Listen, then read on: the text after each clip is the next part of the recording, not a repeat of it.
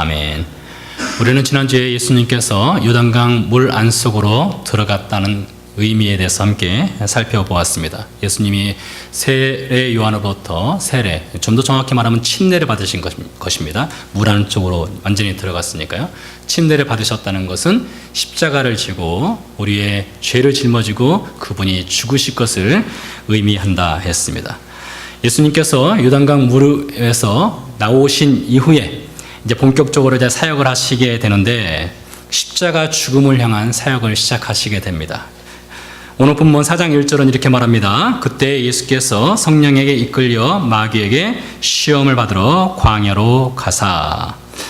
여러분, 예수님은 하나님의 아들이십니다. 완벽하신 분이십니다. 그런 예수님께서 마귀에게 시험을 과연 받을 수 있을까? 이런 의문이 들리기도 합니다. 그러나 우리가 알아야 할 것은 예수님은 하나님이면서 동시에 사람이라는 사실입니다. 예수께서 물 위를 걸으셨습니다. 아무나 걷지 못합니다. 전능하신 하나님이시기 때문에 걸을 수 있었던 것입니다. 예수님께서 피곤에 지치셨습니다.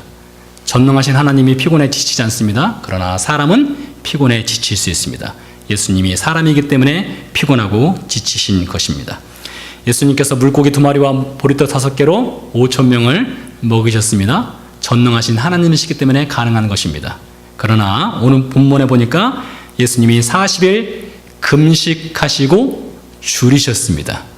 전능하신 하나님이 굶는다고 배가 고플 수 있을까요? 그렇지 않습니다. 사람이기 때문에 금식하시고 배가 몹시 고프셨던 것입니다. 그런 거로 예수님께서는 오늘 시험을 받으셨는데 전능하신 하나님으로 시험을 받은 것이 아니라 사람으로 시험을 받으셨습니다. 그러니까 저와 여러분이 똑같은 성정을 지닌 사람으로 배고프셨고 줄이셨고 마귀에게 시험을 받으신 것입니다. 마귀는 절대로 하나님을 시험할 수가 없습니다. 야고보 사도가 이렇게 이야기하고 있습니다. 하나님은 악에게 시험을 받지 아니하신다. 그렇습니다. 하나님은 악에게, 즉 마귀에게 시험을 받을 수 있는 그런 레벨의 분이 아닙니다. 하나님은 시험을 받지 않습니다. 그러나 사람은 시험을 받습니다. 자, 그러면 예수님께서 왜 광야에서 그분의 공생의 사역을 시작하는 그 첫 시작을 광야에서 금식하시고 줄이시고 그리고 마귀에게 시험받는 것으로 시작을 하였을까요? 옛날 고대 사람들은 이렇게 생각했습니다. 신이란 존재가 뭐냐? 신은 사람이라는 것을 만들어 놓고 전혀 관여하지 않는 존재가 신이다. 신이란 존재가 뭐냐? 신은 사람을 만들었다가 귀찮으면 언제든지 파멸시킬 수 있는 존재가 바로 신이다.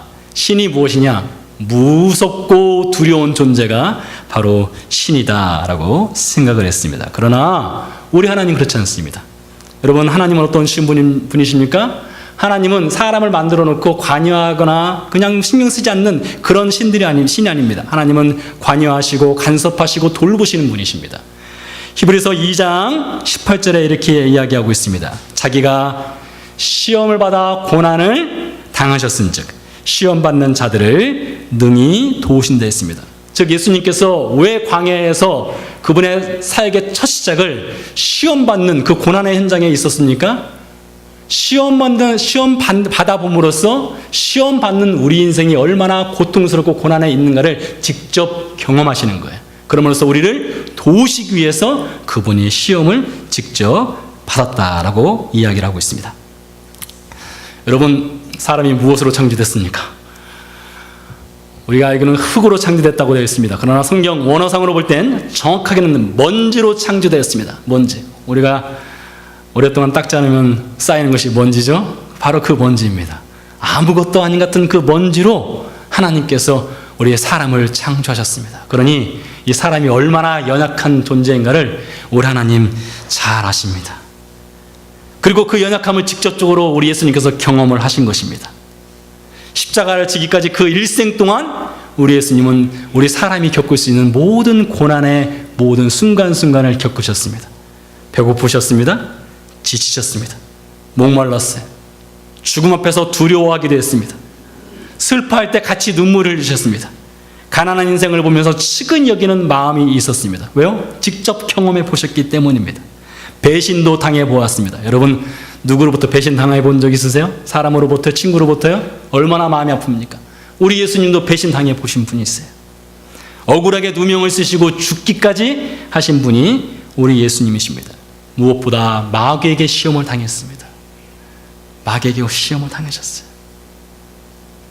그렇게 예수님께서 우리 인생의 슬픔과 고난과 역경과 억울함, 고통, 고난, 가난, 배고픔, 이 모든 것을 직접 경험해 보심으로써 그분이 우리가 그런 일을 당할 때 어떻게 살아야 될지, 어떻게 그것을 견뎌내야 될지, 어떻게 그것을 버텨내고 이겨내고 극복해야 될지를 알려주시기 위해서 시험 당하신 겁니다. 그러니까 예수님께서 시험을 당하시고 시험을 어떻게 극복하셨는가를 보면은 저와 여러분이 앞으로 당하는 시험을 어떻게 극복하고 어떻게 이겨낼 수 있는가를 알 수 있다는 것이죠. 복음성가 중에 이런 노래가 있습니다. 인생길 험하고 마음 지쳐 살아갈 용기 없어질 때 라는 노래가 있습니다. 아주 옛날 노래죠. 요즘에 또 새로 나온 노래가 있어요. 아주 고단한 인생길이라는 노래인데요. 굉장히 제가 좀 많이 부르고 좋아하는 노래인데요. 그렇습니다. 인생길 참 험하고 어렵습니다. 마음 지쳐 쓰러질 때가 많습니다. 제가 찾아보니까 지난 2016년 우리나라 통계상 우리나라가 지금 현재 세계에서 자살률이 가장 높은 나라입니다. 안타깝게도요. 2016년 한 해 동안 몇 명이 자살했느냐? 13,092명이 자살했습니다. 하루에 36명 꼴입니다. 그러니까 우리 교회 교인들보다 더 많은 숫자가 매일매일 스스로 목숨을 끊는 것입니다. 그만큼 인생이 팍팍하고 얼마나 고단하고 어려우면 스스로 자신의 생명을 끊겠습니까? 그만큼 인생길은 참으로 어렵습니다. 그 중에서도 단연코 우리 인생이 험악하고 어려운 가장 큰 이유는 바로 먹고 사는 문제 때문에 그렇습니다. 먹고 사는 문제. 여러분, 목사인 저도 이 먹고 사는 문제에서 전혀 자유롭지 않습니다. 우리 선교사님 여기 계신데 선교사님도 선교 현장에서 수고할 수가 있으시지만 먹고 사는 문제에서 선교사님 절대 자유롭지 않습니다. 여러분, 목사라서 자유롭다고 생각하시면 큰일 납니다. 선교사라고 자유롭다고 생각하시면 큰일 납니다. 전혀 그렇지 않습니다. 누구나 다 먹고 사는 문제로 인해서 골치 아프고 힘들고 어렵습니다. 성경 인물들도 다를 바 없습니다. 여러분, 아브라함의 믿음의 조상이지 않습니까? 그도 늘 먹고 사는 문제 때문에 고생했습니다. 아브라함이 조카 롯과 헤어지게 되었습니다. 양떼는 많은데 먹일 초장이 없는 거예요. 그래서 헤어지자고 했습니다. 좋게 헤어진 것 같지만 사실 뭐 때문에 헤어진 것입니까? 먹고 살기 힘들기 때문에 헤어진 것입니다. 출애굽한 이스라엘 백성들도 마찬가지입니다. 먹고 사는 것 앞에서는 차라리 노예가 낫다겠습니다. 그래서 애굽으로 돌아가자겠습니다. 룻기서에 보니까 베들레헴의 엘리멜렉 가족이 고향 땅 베들레헴을 등지고 모압 땅으로 떠나지 않습니까? 뭐 때문에요? 먹고 사는 문제 때문에요. 그만큼 먹고 사는 문제는 우리 호흡이 끊어지는 그날까지 우리를 괴롭히는 문제입니다. 정말 어찌 보면 저 여러분에게 있어서 가장 중요한 문제죠. 100세 시대를 산다고 하지 않습니까? 어제도 어느 목사님과 함께 앉아서 탁구대회를 저는 치지 않고 구경하면서 같이 대화를 나눴는데 대화의 주제가 그거였어요. 이거 100세까지 살면 큰일 난다. 100세까지 살았다면 큰일 난다 했습니다. 왜요? 먹고 사는 문제가 달려있잖아요. 먹고 사는 문제. 이 먹고 사는 문제가 해결되지 않고 100세까지 산다? 이건 재앙 중에 그런 재앙이 없다. 그런 이야기를 서로 나누었습니다. 자, 그럼 3절에 보세요. 3절에 보니까 예수님이 마귀로부터 시험을 당하는데 무슨 시험을 당하느냐? 이렇습니다. 네가 만일 하나님의 아들이거든 명하여 이 돌들로 떡덩이가 되게 하라. 마귀는 기가 막히게 알아요. 인생에 있어서 가장 중요한 문제, 아침에 눈 떠서 저녁에 잠들 때까지 가장 중요한 문제가 먹고 사는 문제라는 것을 잘 알고 있어요. 예수님에게도 그걸 적용하지 않습니까? 예수님에게도 너도 사람의 아들이냐, 너도 네가 하나님의 아들이든 사람의 아들이든 너에게도 무슨 문제가 있다고요? 먹고 사는 문제가 있다. 인생이 가장 연약해질 수 있는 것, 어찌 보면 인생이 가장 비열해질 수 있는 순간, 저 여러분이 가장 이기적일 수 있는 순간이 무엇입니까? 먹는 것입니다. 그러니까 여러분 우리 교회는 그렇지 않지만은 좀 부탁을 좀 혹이라도 앞으로 그런 일 없도록 여러분 미리 부탁을 드립니다. 여러분 주방에서 또 음식 때문에 여러분 서로 얼굴 붉히는 일이 없어야 됩니다. 굶으면은 집에 가서 드시면 돼요. 교회 내에서 먹는 것 때문에 교회가 문제가 발생하면 이거 아주 골치 아픈 것입니다. 여러분 그것은 아주 저급한 것이에요. 바울이 고린도 교회를 향해서 한 말이 그겁니다. 고린도 교회가 무슨 문제가 있었습니까? 먹는 것이 문제가 됐어요. 교회 내에서요. 교회 내에서 먹는 것이 문제가 되니까 바울이 그것 때문에 얼마나 책망을 했나 몰라요. 마귀가 잘합니다. 먹고 사는 문제 정말 쉽지 않다는 거 합니다. 그래서 그것을 가지고 시험을 하는 것입니다. 자, 여러분 집중해서 한번 잘 들어보시기 바랍니다. 마귀가 예수님을 부를 때 이렇게 불렀습니다. 네가 만일 하나님의 아들이거든 했습니다. 예수님 시대 당시에 예수님이 하나님의 아들이라는 것을 정확하게 알아본 존재가 있습니다. 누구일까요?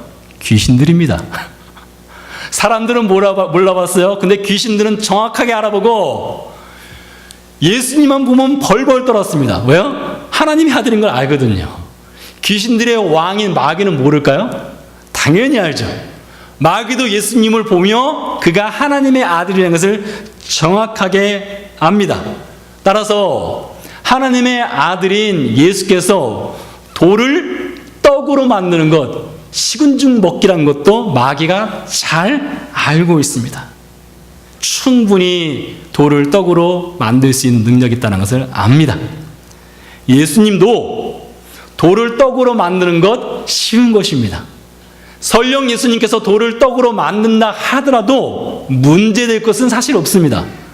배고픈데 돌을 떡으로 만드는 것, 그것이 과연 무슨 문제가 될 수 있겠습니까? 근데 예수님 마귀의 말을 듣지 않았습니다. 여러분 매우 심플합니다. 왜 듣지 않았을까요? 그가 마귀니까요. 그가 마귀이기 때문에 듣지 않는 것입니다. 예수님이 마귀의 말을 들을 이유가 없는 것입니다. 여러분 그것을 저와 여러분이 그대로 적용할 수 있어요. 여러분 우리는 누구의 말을 듣는 사람들입니까? 하나님의 말씀을 듣는 사람들입니다. 우리는 절대로 마귀의 말에 귀를 기울여서도 안 되고 들어서도 안 되고 순종해서도 안 되는 것입니다. 자, 요한 1서 3장 8절 말씀 보니까 이렇게 말하고 있습니다. 하나님의 아들이 왜 이 땅에 오셨느냐? 마귀의 일을 멸하기 위해서 이 땅에 오셨다라고 기록되어 있습니다. 그러니까 예수님이 마귀의 일을 멸하러 오셨는데 마귀가 돌을 떡으로 만들라 할 때 그 말을 들을 이유가 없다는 것입니다. 마귀는요, 예수님을 이 모양 저 모양으로 유혹하고 성경 곳곳에서 시험을 한 것을 볼 수가 있습니다. 제가 종종 인용하는 요한복음 6장에 예수님께서 물고기 2마리와 보리떡 5개로 5,000명을 먹이셨지 않습니까? 그 다음날 유대인들이 예수님을 찾아왔습니다. 여러분 유대인들이 예수님을 찾아온 이유는 그들이 떡을 먹고 예수님을 떡을 만들어주는 왕으로 삼고자 찾아온 것이 아니겠습니까? 그런데 그 뒷배경에 누가 있을까요? 바로 마귀가 있는 거예요. 마귀가 유대인들을 동원해서 그들의 마음을 감동해서 예수를 그들의 왕으로 삼도록 하기 위해서 유대인들을 떼거지로 몰고 온 겁니다. 그래서 만약에 예수님이 유대인의 왕이 되었다면 어떨까요? 예수님이 유대인의 왕이 되었다면 어쩌면 예수님은 그가 전하고자 하는 복음을 더 효과적으로 전할 수 있을지도 모르겠습니다. 그냥 랍비가 아니에요. 목수가 아닙니다. 왕입니다. 왕이니 그의 영향력이 얼마나 커지겠습니까? 더 많은 사람들에게 하나님의 나라의 복음을 전할 수 있는 그런 절호의 기회가 주어질 수도 있습니다. 혹 더 나아가서 예수님이 유대인의 왕이 된다면 로마를 유대사에서 완전히 몰아내고 유대인에게 자유를 주고 그 가운데 이스라엘 땅에서 예수님께서 왕으로서 하나님 나라의 복음을 더 잘 전할 수 있을 것 같아요. 그러나 혹 그렇게 된다면 예수님이 지셔야 되는 십자가는 사라져 버립니다. 십자가 없는 예수가 되어 버린다는 것입니다. 마귀가 두려워하는 것은 권력을 지닌 왕이 되는 예수가 아닙니다. 마귀가 두려워하는 것은 돌을 떡으로 만드는 능력 있는 예수가 아닙니다. 마귀가 정말로 두려워하는 것은 무엇인가 하면 하나님의 뜻에 순종하여 십자가를 지는 예수를 두려워하는 것이에요. 그렇기 때문에 마귀는 어떻게 해서든지 예수님이 십자가 지는 그것을 막기 위해서 시험하는 것입니다. 십자가가 빠진 복음을 마귀가 환영합니다. 바울이 개척한 고린도 교회의 첫 번째 편지 내용 중에 이런 내용이 있습니다. 바울은 지혜자 중에 지혜자 아닙니까? 지식인입니다. 얼마나 뛰어난 학자입니까?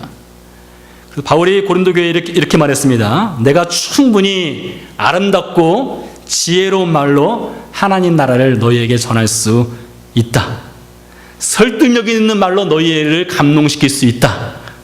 그러나 나는 사람의 지혜도 사람의 설득력도 아름다운 말도 나는 완전히 포기한 사람이다. 대신에 내가 너희에게 전하는 것은 예수 그리스도와 그가 십자가에 못 박힌 것뿐이다. 그러니까 여러분 바울의 설교 주제는 무엇입니까? 항상 예수님과 십자가뿐이라는 것입니다. 저와 같은 목회자가 쉽게 빠질 수 있는 유혹이 있습니다. 바로 논리적이고 설득력 있는 말입니다. 아름답게 미화된 말입니다. 제가 여러분 간혹 제가 제스처를 쓰거나, 이것도 사실 위험한 거예요. 제스처를 쓰거나 소리를 높이거나, 그래서 여러분의 감정을 터치할 수 있습니다. 감정에 감동을 줄 수 있습니다. 아름다운 말로, 시적인 말로 여러분에게 눈물을 흘리게 할 수 있는 능력이 혹시 저에게 있을지 모르겠습니다. 그러나 그 가운데 복음과 십자가가 빠져 있다면 그것은 마귀가 환영하는 것입니다. 마귀의 시험에 쏙 빠져든 것입니다. 저에게 여러 가지 선교 사역을 하면서 부끄러운 실패 사례가 있습니다. 선교지에서 사람을 만나 이제 대화를 시도하죠. 복음을 전하러 갔으니까 이제 사람 만나서 복음을 전하지 않겠습니까? 근데 복음을 전하는데 어떻게 접근을 할까? 어떻게 말문을 할까? 상당히 고민이 되는 겁니다. 복음을 전하기 위해서 이제 제가 이스라엘에 어떻게 왔고 또 여기서 뭘 하고 있고 또 그냥 주변 얘기를 합니다. 그 사람이 가는 것도 묻고요. 복음의 주변 얘기를 너무 오래 하다가 실제로 전해야 될 복음을 못 전하는 경우가 많이 있었습니다. 복음의 변두리를 전하다가 복음을 전하지 못하는 거예요. 여러분 복음을 전해보신 분들은 알지만 복음의 변두리만 전하면요, 그러니까 실제적인 십자가 복음이 아니라 그 주변 내용만 전하고 끝나면 마음이 굉장히 공허합니다. 그러나 투박하더라도 복음의 핵심 십자가를 전해서 받아들이든 받아들이지 않던 복음의 핵심을 전하면 마음에 기쁨이 있고 마음이 성령으로 충만해집니다. 은혜가 있습니다. 여러분 복음을 전해보신 분들은 이 사실을 잘 알아요. 언제 교회가 십자가 복음으로부터 탈선하게 됩니까? 차선과 최선의 순서가 바뀔 때입니다. 여러분 오늘 메시지는 우리 교회가 이제 앞으로 선교를 향해서 나가야 되는 것이기 때문에 그와 관련해서 이 말씀을 꼭 드리고 싶습니다. 교회가 차선과 최선이 바뀌게 되면 교회는 그때부터 사단의 올무에 걸려든 것입니다. 예루살렘 교회는 십자가 복음 위에 세워진 교회입니다. 베드로의 설교는 오직 예수 그리스도의 십자가 복음이었습니다. 교회가 성장하면서 예루살렘 교회는 무엇에 가장 신경을 썼느냐? 가난한 자를 구제하는 데 신경을 썼습니다.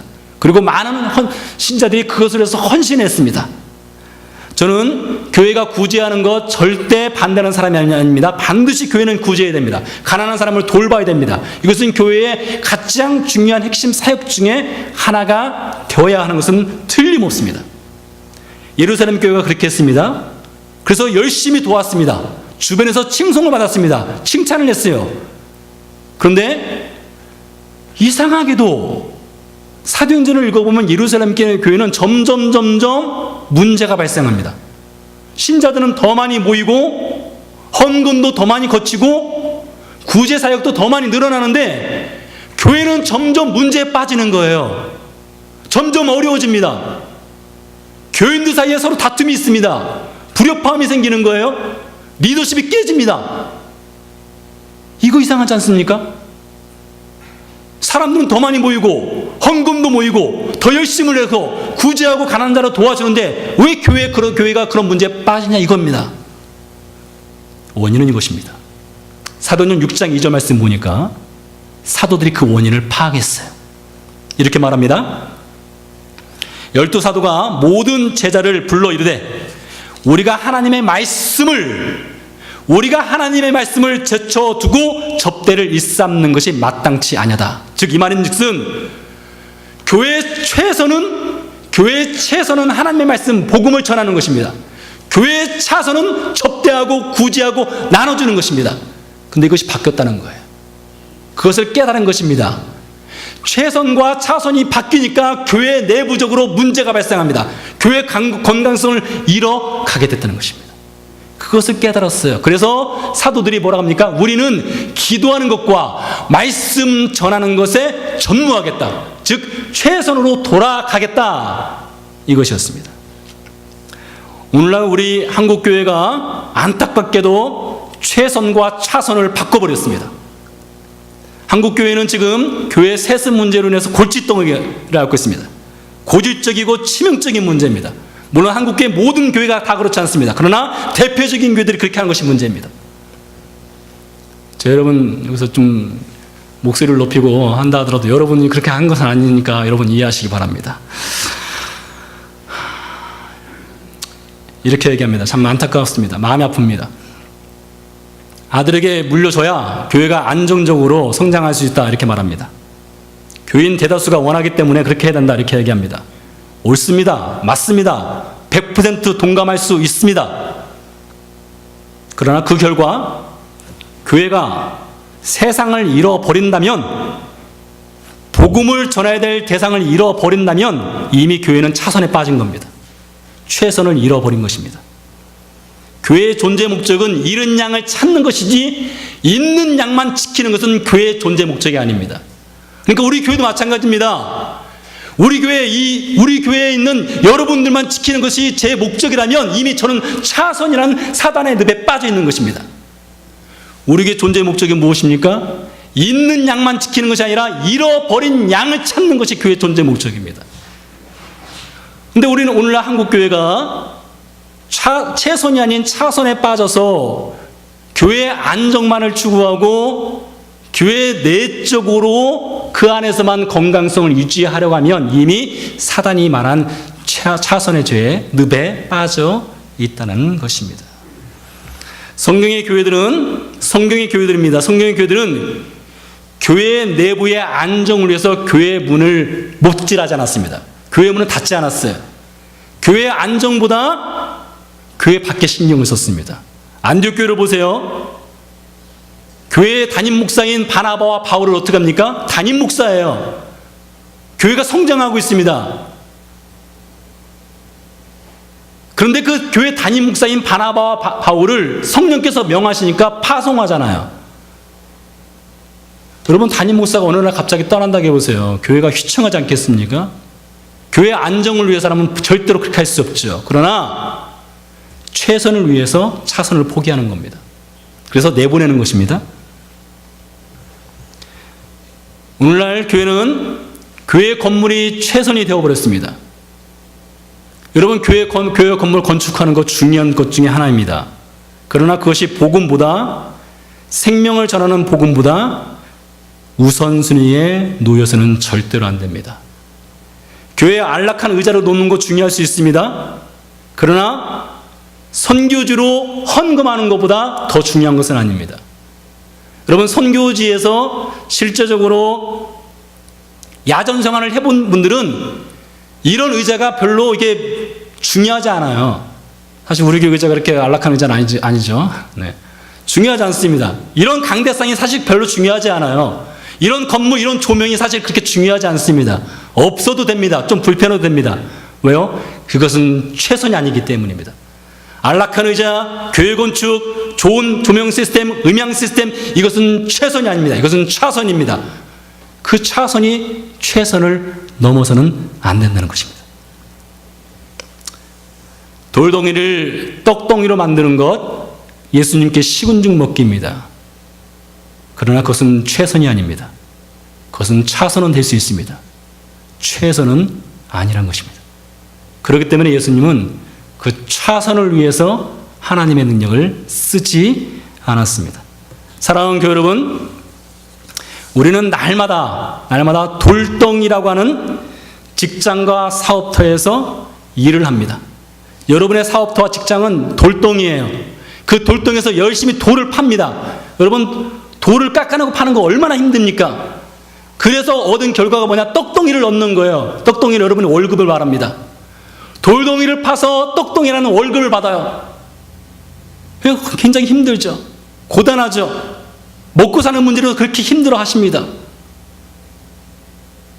여러분, 그 돌덩이를 파는 것도 거룩한 것입니다. 제가 봉헌 기도할 때 종종 기도하잖아요. 여러분의 사업터, 여러분의 직장, 가정, 학교, 모든 것이 사실 다 거룩한 것입니다. 하나님께서 여러분을 파송하시고 거기서 일하시고 수고하시고 헌신하신 것이에요. 왜 합니까? 그 차선을, 그 돌덩이를 파는 이유는 최선을 위해서 하는 것입니다. 그 최선은 복음 증거입니다. 그 최선은 복음 증거예요. 그 최선은 우리의 교회의 재정의 대부분을 어디로 쓰는 것이라고요? 우리 살을 찌우는 것이 아니라 선교주의 살을 찌우기 위해서 써야 된다는 것입니다. 여러분, 우리의 대적자 마귀는 항상 우리에게 속삭입니다. 차선만 해도 괜찮아. 차선이 잘 돼야 최선이 되지. 이렇게 얘기할 수 있습니다. 여러분, 절대 속지 마십시오. 최선을 놓친 차선은 최선의 크나큰 적이 됩니다. 복음 증거를 놓친 교회는 이미 생명을 상실한 것입니다. 선교주를 바라보지 않는 교회는 이미 교회의 생명력이 이미 죽어가고 있는 거예요. 심장을 빼앗긴 것입니다. 돌덩이를 파는 여러분들, 여러분의 떡덩이가 단순히 여러분의 가정생활에 먹고 마시는 문제로 끝나버린다면 차선의 늪에 빠진 것입니다. 최선의 복음 증거를 위해서 우리가 헌신해야 됩니다. 기도하시겠습니다.